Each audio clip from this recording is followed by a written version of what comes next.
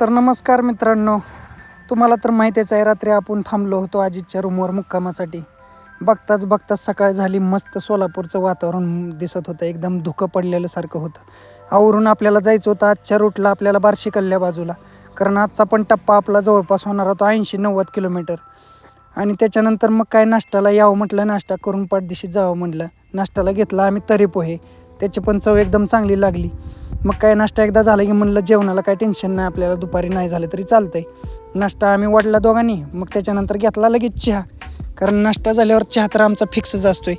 आणि चहा घेतला आम्ही, मस्त चुस्की मारली. असं पण आपल्याला लवकर भेट होत नाही म्हणलं, मग काय हळूहळू चहा थोडा घेत टाईम स्पेंड केला दोघांनी मिळून.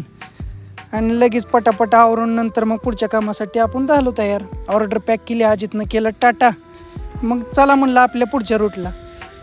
मग काय लागलो हायवेला, आपला बार्शी हायवे. जाताना आपल्याला भेटायचं होतं, व्हिजिट करायचे होत्या, कॉल करायचे होते, कारण आजचं पण टार्गेट आपल्याला होतं मोठं.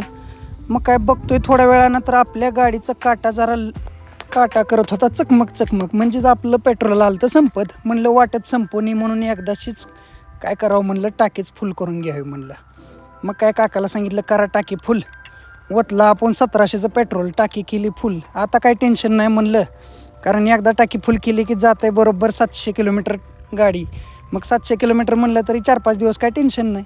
लागलो आपल्या पुढच्या लगेच रूटला, कारण आपल्याला दिवसभराचं काम घ्यायचं होतं उरकून.